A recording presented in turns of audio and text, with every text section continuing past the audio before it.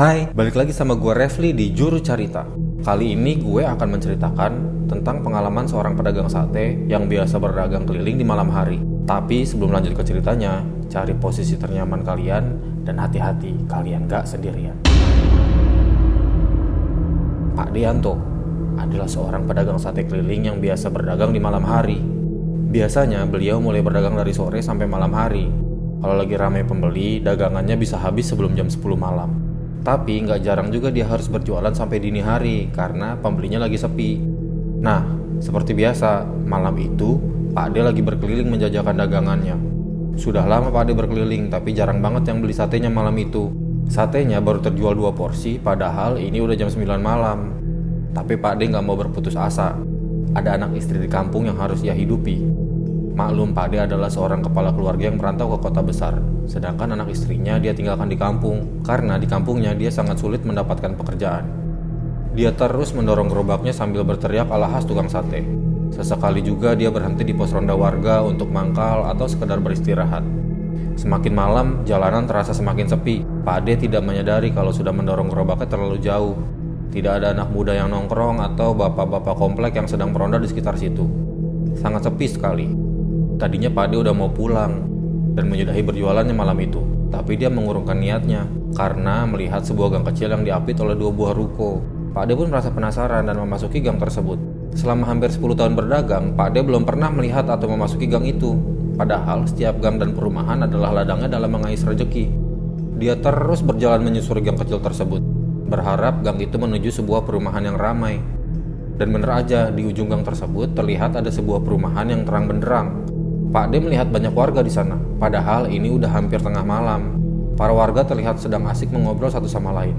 Bahkan masih banyak anak-anak kecil yang berlarian ke sana kemari. Namun ada yang aneh dengan perumahan itu. Bentuk rumahnya tidak seperti rumah pada umumnya. Bentuk atapnya bulat, menyerupai sebuah kubah dengan pilar-pilar kecil.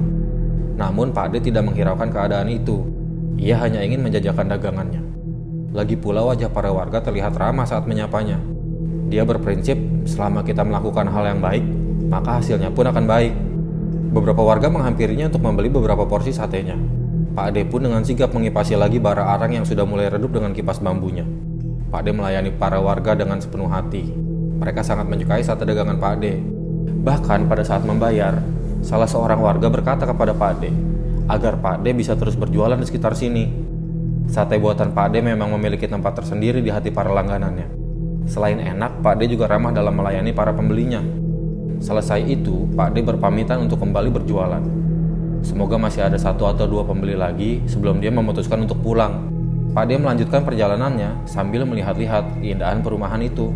Saat sedang asik melihat-lihat rumah warga, Pak D dipanggil oleh seorang perempuan dari salah satu rumah. Pak D pun berhenti dan menunggu sang tuan rumah keluar. Tak lama keluarlah seorang perempuan berbaju putih membawa sebuah piring dari tanah liat. Anehnya, saat ditanya, perempuan itu cuma diam saja dan menunduk. Sate ayam atau sate kambing, Mbak? Pak D mengulang-ulang pertanyaannya. Tapi perempuan ini tetap saja menunduk, dengan rambutnya yang tergerai ke depan menutupi wajahnya.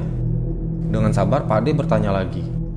Mbak, mau saya buatkan sate ayam atau sate kambing? Lalu perempuan itu mengangkat wajahnya sambil berkata, "Gak!" Pak D kaget bukan main. Melihat wajah perempuan itu yang ternyata kedua bola matanya sudah tidak ada. Senyumnya juga sangat lebar dan menyeramkan. Spontan Pak D memukul perempuan itu dengan kipas bambunya. Dan perempuan itu pun terbang ke atas pohon sambil tertawa dan menghilang. Pak D menahan rasa takut yang sangat luar biasa. Suasana yang tadinya terang benderang berubah menjadi gelap. Komplek yang tadinya megah pun berubah menjadi terbengkalai. Namun masih terdengar sayup-sayup suara warga yang mengobrol dan anak-anak yang berlarian. Pak D tidak mau rasa takut menguasai dirinya. Dia membuka laci yang ada di gerobaknya dan mencari korek untuk menyalakan lampu Petromax yang dia bawa. Saat mencari korek, Pak D sangat kaget dan menyadari ternyata uang yang tadi diterima dari para warga berubah menjadi daun-daun kering.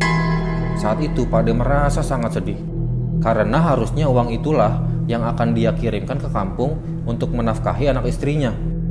Namun Pak D berusaha untuk ikhlas. Setelah lampu Petromax menyala, Pak D pun melanjutkan perjalanannya. Dengan penerangan seadanya, Pak D mendorong gerobak sambil membaca ayat-ayat suci dan mencari jalan keluar dari perumahan itu.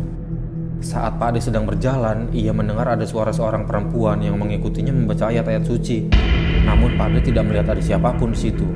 Kepala Pak Ade menengok ke kanan dan ke kiri, tapi Pak Ade tetap tidak melihat apapun. Pak Ade mengencangkan suara bacaan ayat sucinya dan tetap berjalan sambil mendorong gerobak. Suara itu pun semakin terdengar jelas. Suaranya seperti terdengar dari arah atas. Pak Ade pun menoleh ke arah atas dan benar saja, seorang perempuan memakai baju putih sedang duduk di atas gerobak yang sedang ia dorong. Rambutnya panjang dan acak-acakan. Pak Ade kaget bukan main. Tapi Pak Ade tidak bisa melihat wajahnya. Yang terlihat cuma punggung yang berlubang dan mengeluarkan cairan merah segar. Pak Ade takut bukan kepalang. Dia berlari meninggalkan gerobaknya. Padahal gerobak itu adalah satu-satunya mata pencaharian Pak Ade. Pak Ade cuma ingin selamat dan cepat bisa keluar dari perumahan itu. Pak Ade berlari tidak karuan, berharap menemukan jalan keluar. Saat sedang berlari dari kejauhan, Pak Ade melihat sepasang gapura besar di kanan kiri jalan. Dia pun memutuskan untuk menghampiri gapura tersebut, berharap mungkin itulah jalan keluar dari perumahan hantu itu. Namun setelah didekati, Pak Ade kaget bukan kepalang. Ternyata gapura yang ia dekati itu bukanlah sebuah gapura, tapi sepasang kaki besar yang berdiri melintasi jalan raya.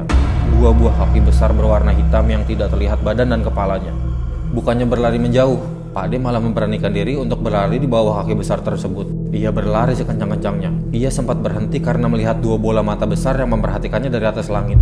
Ketika Pak Ade sedang berlari, dia melihat seorang warga yang tadi membeli satenya. Dia bersembunyi di balik kegelapan semak-semak dan mengisyaratkan kepada Pak Ade agar dia terus berjalan. Tanpa pikir panjang, Pak Ade berlari sekencang-kencangnya tanpa menoleh ke belakang.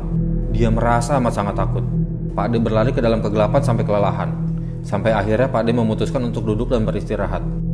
Dia sudah memasrahkan hidupnya kepada Sang Pencipta alam. Dia memejamkan matanya sambil berdoa. Sampai dari kejauhan Pak Ade mendengar namanya dipanggil-panggil oleh orang banyak. Suara riuh ramai yang memanggil-manggil namanya. Pak Ade tak berani membuka matanya dan semakin keras melafalkan ayat-ayat suci. Suara-suara itu pun semakin dekat kepadanya. Seluruh badan Pak Ade bergetar hebat, menahan rasa takut yang luar biasa. Tiba-tiba badan Pak Ade seperti diguncang-guncang oleh seseorang sambil memanggil namanya. Pak Ade pun memberanikan diri untuk membuka matanya. Terlihat beberapa orang mengelilinginya. Suasana pun sudah berubah menjadi terang. Ternyata Pak Ade sedang duduk di bawah sebuah pohon beringin besar di sebuah pemakaman umum. Para warga telah menemukan gerobak sate Pak Ade terlantar di tengah-tengah pemakaman itu 3 hari yang lalu. Namun mereka tidak dapat menemukan Pak Ade. Karena khawatir, warga pun berinisiatif mencari Pak Ade selama hampir 3 hari di sekitar pemakaman. Namun baru hari ini bisa menemukan Pak Ade. Pak Ade pun merasa amat sangat bingung. Padahal ia merasa baru sebentar saja dia memasuki perumahan itu. Pak Ade pun dibawa ke salah satu rumah warga untuk menenangkan diri. Selepas itu, Pak Ade pulang ke rumah kontrakannya dan membawa gerobak satenya yang sudah tidak berisi apa-apa. Namun, sejak kejadian itu, usaha Pak Ade pun menjadi semakin sukses. Beliau bisa membuka beberapa cabang kedai sate dalam waktu singkat. Dan beliau juga bisa membawa anak istrinya ikut perantau bersamanya. Semoga kalian bisa mengambil hikmah dari cerita ini.